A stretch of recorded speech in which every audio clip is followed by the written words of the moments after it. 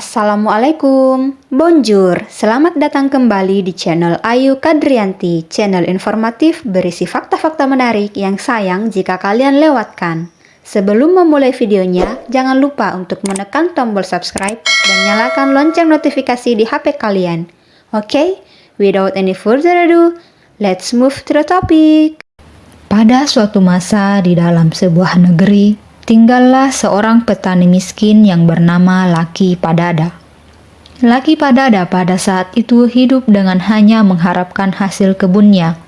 Laki Padada memiliki tombak sakti yang bergelar Taman Nyalaya, yang terkenal keampuhannya dalam membasmi hama babi hutan yang kadang mengganggu wilayah kebunnya.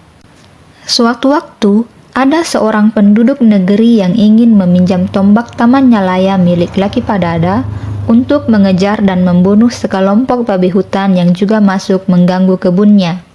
Maka Laki Padada menyerahkan tombak Taman Nyalaya itu kepada orang tersebut. Lemparan pusaka Taman Nyalaya dari orang itu tepat mengenai babi hutan yang masuk di halaman kebunnya. Akan tetapi, babi hutan yang terkena tombak itu melompat masuk ke dalam sebuah sumur, sehingga tombak pusaka Taman Nyalaya milik Laki Padada ikut masuk ke dalam sumur tersebut. Atas kejadian itu, orang tersebut kemudian berlari menuju tempat Laki Padada guna menyampaikan perihal bahwa tombak pusaka Taman Nyalaya telah jatuh ke dalam sebuah sumur bersama seekor babi hutan yang terkena tombak.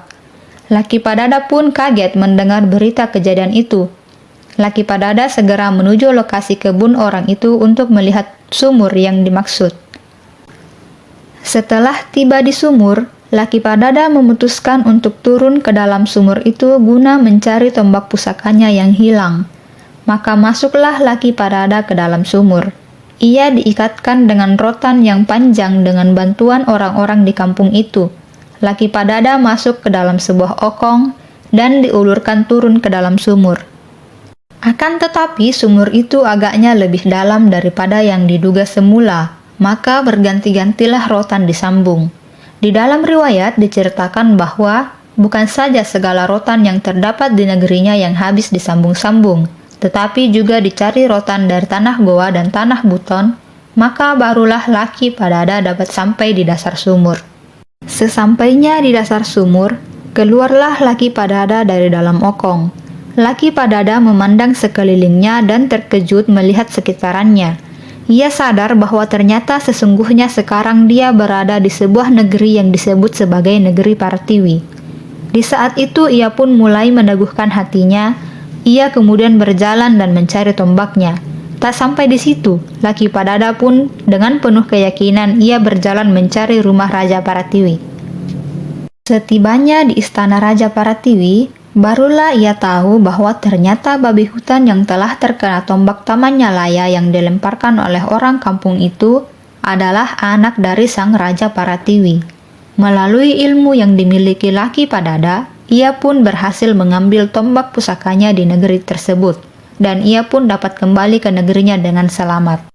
Kehebatan yang dimiliki Laki Padada itu didengar oleh seorang pembesar di negerinya. Kemudian pembesar itu menganugerahkan kepada Laki Padada sebuah daerah kekuasaan yang bernama Mapang Ribungaya dan Salori Chandra Ilaya. Namun, Laki Padada menolaknya. Ia lebih memilih pergi meninggalkan negerinya untuk memperdalam ilmunya. Diceritakan pula bahwa pada suatu waktu, Laki Padada ingin melaksanakan suatu perjalanan agar dapat bertemu dengan Tuhan untuk menuntut dua macam ilmu, yaitu ilmu tentang hidup abadi dan ilmu agar awet muda. Tersebutlah dalam cerita bahwa Laki Padada berteguh hati untuk mencari Tuhan. Maka ia berjalan ke arah utara. Dalam perjalanannya, ia bertemu dengan seorang yang asing. Bertanyalah Laki Padada, "Dapatkah Anda menunjukkan kepadaku di mana saya bisa bertemu dengan Tuhan?" Orang asing itu kemudian menjawab, "Tuan akan menemuinya jika Tuan berjalan ke arah selatan." Setelah berjalan sangat jauh ke selatan, Laki Padada bertemu lagi dengan orang asing yang sebelumnya telah ia temui. Bertanyalah Laki Padada, "Dapatkah Anda menunjukkan kepadaku di mana saya bisa bertemu dengan Tuhan?" Orang asing itu kemudian menjawab lagi, "Tuan akan menemuinya jika Tuan berjalan ke arah barat." Laki Padada tetap teguh mengikuti petunjuk orang asing itu. Setibanya di barat, laki Padada dibuat heran karena ia bertemu lagi dengan orang asing yang sama sebelumnya. Bertanyalah kembali laki Padada, "Saya harus kemana menuju Tuhan?" Orang asing itu menjawab, "Berjalanlah menuju ke sebelah timur." Tanpa putus asa, laki Padada bergegas melanjutkan kembali perjalanannya. Setibanya di timur, ia bertemu lagi dengan orang asing itu. Laki Padada kemudian terdiam lelah. Orang asing itu berkata kepada laki Padada, "Jika ingin bertemu Tuhan, maka naiklah ke langit." Segala kemampuan dan keteguhan yang dimiliki oleh laki Padada, ia kemudian naik ke langit. Sesampainya di langit, laki Padada bertemu kembali dengan orang asing itu seraya berkata, "Sekarang tunjukkanlah kepadaku di manakah saya dapat menemui Tuhan."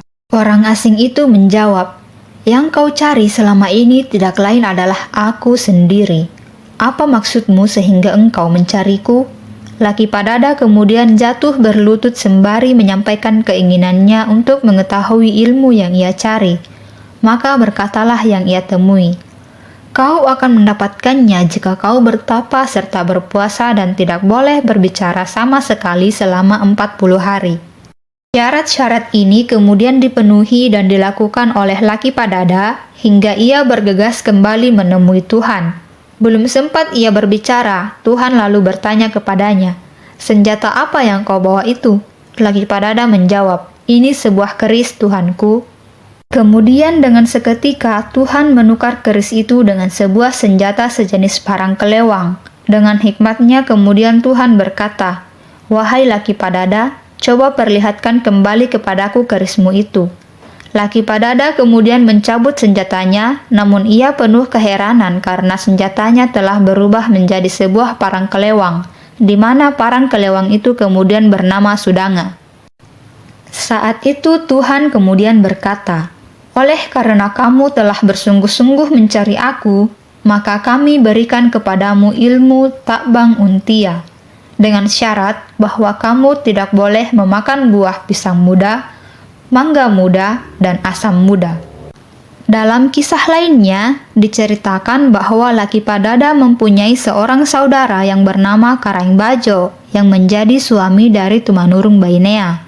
Di Goa, Karaeng Bajo dan Tumanurunga ini mempunyai seorang putra bernama Tumas Salangga Baraya. Berdasarkan cerita, sesudah Karaeng Bajo bersama Tumanurung Bainea dan laki Padada menghilang naik ke langit, maka Tumas Salangga Baraya kemudian menjadi raja di Goa.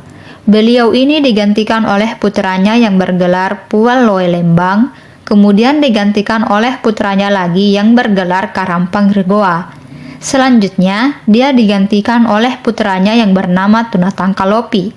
Tuna Tangkalopi ini mempunyai 2 orang putra. Kedua orang putranya ini masing-masing dinobatkan menjadi raja, yaitu di Kerajaan Goa dan Kerajaan Tallo.